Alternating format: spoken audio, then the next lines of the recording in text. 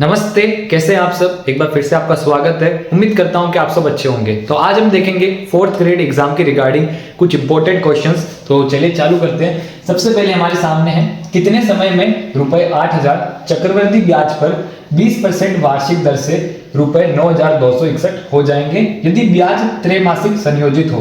तो यहाँ पर क्या है, 8,000 का अमाउंट है, उस पर जो है चक्रवृद्धि ब्याज कंपाउंड इंटरेस्ट लिया जाएगा। तो कितना लिया जाएगा, 20% रेट है। वार्षिक दर मतलब पूरे साल की जो रेट है वो 20% है। अब वो कितने समय में ये 8,000 9,261 हो जाएगा, जब हम ब्याज क्या ले रहे हैं, त्रैमासिक संयोजित हो। मतलब जो अपन ब्याज ले रहे हैं वो हर 3 महीने में ले रहे हैं, ठीक है ना। हर 3 महीने में अपन ब्याज ले लेते हैं, वो ब्याज मूलधन में जुड़ जाता है। मूलधन में जुड़ने के बाद उस पर वापस ब्याज लगता है पूरे अमाउंट पे, समझ लो ना, ठीक है ना, क्योंकि चक्रवृद्धि ब्याज यहाँ पर है। तो यहाँ पर सबसे पहले हम कर लेंगे ये जो 20% है, 20% पूरे साल की है।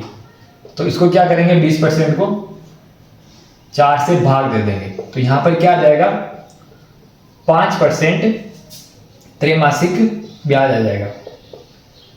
ये त्रैमासिक रेट हो गई, ठीक है ना। अब यहां पर 4 से क्यों भाग दिया, क्योंकि यहां पर 3 महीने 3 महीने 3 महीने 3 महीने, ये चारों 3 महीने मिलके क्या हो जाता है, 12 महीने हो जाते हैं, पूरा साल बन जाता है, ठीक है। तो यहां पर 4 से भाग देने में क्या आ गई, एक 3 महीने की हमारे पास रेट आ गई कि इतना इंटरेस्ट जो है 5% इंटरेस्ट हम त्रैमासिक में लेते हैं, ठीक है।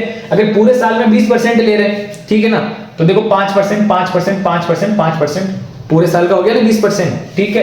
तो यहां पर निकाल लेते हैं पहले 3 महीने का इंटरेस्ट क्या हो जाएगा, यहाँ पर 8,000 इंटू 5%। तो पहले 3 महीने का ब्याज कितना मिलेगा अपन को, 8,000 का 5%, जो कि हो जाता है 400, ठीक है। अब यहां पर दूसरे 3 महीने का, ठीक है ना, पहले 3 महीने निकल गए, दूसरे 3 महीनों में हमको कितना ब्याज मिलेगा वो क्या कर लेंगे यहाँ पर। अब अमाउंट क्या हो जाएगा, चक्रवृद्धि ब्याज है, यहाँ पर क्या है, कंपाउंड इंटरेस्ट है, तो ये मूलधन और ब्याज भी जुड़ जाएगा। तो 8,000 प्लस 400, 8,400, इस पर क्या लगेगा, 5% लगेगा। इसका 5% कितना होगा, 840 का आधा कर लो, 420, तो कितना हो जाएगा, 420 5% हमारा हो जाएगा। फिर आते हैं तीसरे 3 महीनों में, ठीक है ना, तीसरे 3 महीनों में, ठीक है। यहां पर क्या है, 8,400 ये था, हमको इतना ब्याज मिला, तो दोनों को जोड़ लेंगे।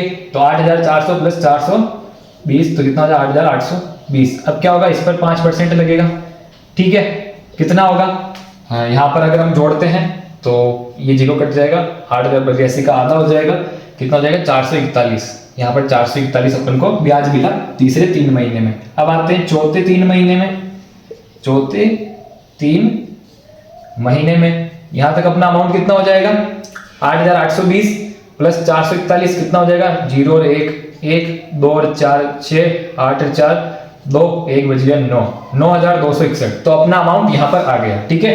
तो यहां तक 3 महीनों में, पहले 3 महीने का ये ब्याज मिला, तो इतना अमाउंट हो गया पहले 3 महीनों में, ठीक है ना। फिर दूसरे 3 महीने में इतना ब्याज मिला, ठीक है, फिर इतना अमाउंट हो गया दूसरे महीनों में। फिर अब तीसरे 3 महीने में अपन को इतना ब्याज मिला, तो तीसरे 3 महीनों में कितना हो गया था अपना, ठीक है, इतना ब्याज मतलब इतना पैसा टोटल हो चुका था। अगर हम इसका भी 5% निकालते हैं, ठीक है, तो क्या होगा, पूरे साल का आ जाएगा, चौथे 3 महीने का भी आ जाएगा, लेकिन अपन को यहां तक ही मिल चुका था 9,261, ठीक है ना। ये दोनों जुड़कर ही तो आया अपना 9,261 ये वाला अमाउंट। तो यहाँ पर पहला 3 महीना, दूसरा महीना, 3 महीना, 3 3 3, कितने हो गए, 9 माह। 9 माह में अपन को ये पूरी इस रेट से क्या है, 20% वार्षिक दर की रेट से अगर अपन ब्याज त्रैमासिक ले रहे हैं, तो अपना अमाउंट ये हो जाएगा 3 माह में। तो अपना आंसर हो जाएगा ऑप्शन 3, 9 माह अपना आंसर हो जाएगा। तो अभी हम चलते हैं ऐसे नेक्स्ट क्वेश्चन पे। तो आ गए हम नेक्स्ट क्वेश्चन पे। तो यहाँ पे हमारे सामने है क्रमिक बट्टों 25%, 20% और 15% के समतुल्य एकल बट्टा क्या है। मतलब कोई प्रोडक्ट है जिसपे क्या है, क्रमिक मतलब एक क्रम में, बट्टों मतलब क्या होता है, डिस्काउंट्स, क्या होता है, डिस्काउंट या छूट, ठीक है ना। एक क्रम में उसमें छूट दी गई है, जैसे कोई 100 रुपए की चीज है तो पहले 25 रुपए 25% का डिस्काउंट दे दिया, बाद में 20% का डिस्काउंट दे दिया, बाद में 15% का डिस्काउंट दे दिया। तो यहाँ पे ये कहना चाह रहा है कि एकल बट्टा क्या है। अगर ये तीनों अलग अलग नहीं देते उसी अमाउंट पे, एक साथ में हो जाता तो कितना होता। तो यहाँ पर ये नहीं होगा कि तीनों प्लस कर देंगे 25 प्लस 20 प्लस 15, तो यहाँ पर क्या होगा कि 25 से 15 40, 40 20 प्लस 60%, नहीं 60% आंसर नहीं होगा। यहाँ पे क्या होगा देखो, सबसे पहले मान लो कि 100 रुपए, ठीक है ना, क्या है 100 रुपए, 100 रुपए पे पहला डिस्काउंट क्या था 25% डिस्काउंट था, ठीक है ना, 25% डिस्काउंट था। तो 25% आप डिस्काउंट निकाल लो, कितने रुपए बचे 75 रुपए बचे। फिर बाद में मान लो 75 रुपए बचे अपने पास, अब 75 पर क्या है 20% डिस्काउंट दिया, 75 पर क्या था 20% डिस्काउंट दिया, तो पीछे कितने बचे, तो 75 का 20% कितना होता है 7.5, 10% करके प्लस कर लो दोनों को, 5 5 0 1 15, क्या हो गया 15 रुपए।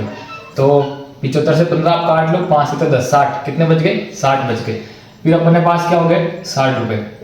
अब 60 रुपए में कितना दे दिया 15% दे दिया, ठीक है। अब 60 का 15% कितना होगा, 60 का 10% होगा 6 और 5% होगा 3, तो दोनों को प्लस कर लो। ये परसेंटेज शॉर्ट फॉर्म में निकालने के तरीका है, ट्रिक है। 9 कितना हो गया 9, तो 60 में से 9 गया तो 51। तो टोटल हमारे पास में क्या थे 100 रुपए थे, पहले हमने 25% दिया तो 75 रुपए बचे, फिर 75 पर 20% दिया तो 60 रुपए बचे, फिर बाद में 60 पे 15% दिया तो क्या था 51 बचे। तो यहाँ पर अगर अपन को यही सामान में देना होता तो कितना परसेंट डिस्काउंट देना होता, 100 का 100 में से कितना काट लो आप 49 काट लो, तो क्या आ जाएगा 51 आ जाएगा। तो यहाँ पर क्या है ये 49% अपना आंसर हो जाएगा, ऑप्शन बी हमारा आंसर हो जाएगा। और अभी हम चलते हैं ऐसे ही नेक्स्ट क्वेश्चन पे। तो आगे हम नेक्स्ट क्वेश्चन पे, यहाँ पे क्या है एक दुकानदार ने 2 चादरें प्रत्येक को रुपए 594 में बेचा, एक पर उसे 10% लाभ हुआ और दूसरी पर क्या है 10% हानि। तो कुल मिलाकर लाभ हानि क्या है कि पहले 594 में जब पहली चादर बेची तो 10% लाभ हो गया, दूसरी बार बेची तो 10% हानि हो गई। तो अब कुल मिलाकर उसको क्या है कितने प्रतिशत लाभ है या हानि है ये हमें ढूंढना है। तो सबसे पहले यहाँ पर क्या है 594 की बेची जब क्या हुआ 10% लाभ हुआ, ठीक है। तो अगर यहाँ पर सबसे पहले हमको क्या फाइंड करना पड़ेगा क्रय मूल्य, जिसे हम कहते हैं कॉस्ट, कि उसको कॉस्ट क्या पड़ी कितने में उसने खरीदी थी, ठीक है। तो यहाँ पर क्या है अगर 594 पे 10% प्रॉफिट हुआ, ठीक है ना, तो ये अमाउंट तो क्या है 110% है कॉस्ट का, ठीक है ना। जो कॉस्ट इसके पड़ी थी चादरों के उसका 110% है, ठीक है ना, 10% ज्यादा मिल गया लाभ। तो यहाँ पर कैसे फाइंड करेंगे 594, ठीक है, किसका 110% है, ठीक है ना, ठीक है। आप इसको ऐसे भी याद रख सकते हो कि 594 110 से पूछ रहा है कि बता मैं किसका 110% हूं, ठीक है। तो हमको ये देखना है कि 594 किस डिजिट का 110% है। तो यहाँ पर 0 से 0 कट जाएगा, 11 से अगर आप 594 करोगे तो 11 5 आ जाएगा, 5 के बाद क्या बचेगा 4 तो 54, फिर एक 0 ये, तो यहाँ पर क्या आ जाएगा 540, ठीक है। मतलब 540 रुपए इसका कॉस्ट था, यहाँ पर 10% प्रॉफिट मिला 54 रुपए, तो कितना हो गया 594। तो पहला कॉस्ट तो अपना ये आ गया कि 594, एक कॉस्ट तो ये आ गया। तो दूसरे बार क्या है 594 में जब बेचा, ठीक है ना, यहाँ पर मैं लाइन खींच देता हूँ, दूसरी बार 594 में बेचा तो क्या था 10% हानि है, क्या है 10% हानि हो गई, ठीक है। अब यहाँ पर 10% हानि हो गई तो मतलब जो 100% जो अमाउंट था उसका 90% ही रुपया मिला इसको, ठीक है ना। 10% तो चला गया, 10% तो गया, नुकसान हो गया, तो क्या मिला 90% ही मिला। तो यहाँ पर क्या करेंगे 594 इसका क्रय मूल्य कॉस्ट फाइंड करेंगे, 594 किसका 90% है ये हम ढूंढेंगे, ठीक है ना। तो 594 90 से कह रहा है कि बता मैं किसका 90% हूँ, इसलिए 90 नीचे आ गया, ठीक है ना, ऐसे आप याद रख सकते हो। तो ये 0 से 0 कट गया, 9 से अगर आप यहाँ पर करोगे तो 6 56, 6 के बाद कितने बचे 6 56 3 34, नहीं 1 मिनट 56 नहीं होगा 54 5 वापिस 54 तो 6 66 0 क्या हो गया 660 हो गया मतलब, ठीक है। तो यहाँ पर पहले जब 10% लाभ हुआ था तो कॉस्ट क्या था 540, जब दूसरी बार 10% हानि हुई थी तो ये वाली चादर दुकानदार को कितने में पड़ी थी 660 में, तो ये दोनों का कॉस्ट हो गया, ठीक है। अब इन दोनों कॉस्ट को हम क्या कर लेंगे टोटल कर लेंगे। टोटल कॉस्ट क्या था 540 प्लस 660 0 0 1 1200, मतलब 1200 जो है उसको दोनों चादरों की कॉस्ट पड़ी है ना, जितने में दुकानदार ने खुद जो है माल लाया ना तो उसको कॉस्ट कितनी पड़ी दोनों चादरों की 1200। लेकिन वो बेची कितने में, 594 में, ठीक है। तो यहाँ पर एक मिनट यहाँ पर कर लेते हैं कि कितने में बेची उसने दोनों को, 594 प्लस 594, तो 4 4 8 9 9 18 8 1 बच गया 11, तो 1188 में उसने जो है दोनों बेची। 1200 में उसने क्या है खरीदी थी दोनों ने, तो यहाँ पर क्या है 1200 से अब साफ साफ दिख रहा है कि 1% का क्या है नुकसान हो गया, ठीक है ना, क्योंकि 1200 को 1% क्या होगा 1200 से 12 हटाओगे तो 1188 आ जाएगा। साफ साफ दिखने वाली बात है कि 1200 को तो उसको कॉस्ट पड़ा, लेकिन उसने दोनों बेची कितने, 594 में दोनों बेची 1188 में, तो क्या है यहाँ पर उसको 1% का नुकसान हो गया, ठीक है ना, 12 रुपए का नुकसान हो गया, तो 1% हानि हमारा यहाँ पर आंसर हो जाएगा। तो उम्मीद करता हूं कि आपको समझ में आया होगा। अभी हम चलेंगे ऐसे ही नेक्स्ट क्वेश्चन पे। 2.4, 0.36 और 1.08 का लघुत्तम समापवर्तक क्या है, एलसीएम क्या है, लोवेस्ट कॉमन फैक्टर क्या है, ठीक है ना। सिंपल सा मीनिंग ये है कि इन ऑप्शंस में से ऐसा नंबर कौन सा है, मतलब छोटी से छोटी संख्या चाहिए जिससे क्या है इन तीनों का भाग चला जाए, ठीक है ना। तो इसमें क्या करना पड़ता है, इसका अपन को एलसीएम निकालना पड़ेगा। आपने देखा होगा ऐसा पूरा वो होता है यहाँ पे डिजिट्स वो सब, लेकिन उससे पहले क्या करना पड़ेगा, ये डेसिमल है ना पॉइंट, इन पॉइंट को हमको क्या है ये पॉइंट को हमको हटाना पड़ेगा। उसके लिए हम क्या करेंगे, इसको 2.4 इंटू 100 और 0.36 इंटू 100 और 1.08 इंटू 100, इन तीनों को क्या है एक ही डिजिट से 100 से मल्टीप्लाई कर लेंगे, जिनसे क्या होगा ये पॉइंट हट जाएगा। और 100 ही क्यों लिया, क्योंकि यहाँ पर क्या मैक्सिमम पॉइंट के बाद 2 डिजिट है, ठीक है। तो यहाँ पर 2.4 इंटू 100 क्या हो जाएगा 240 हो जाएगा। दूसरी संख्या क्या है 0.36 इंटू 100 क्या हो जाएगा 36 हो जाएगा।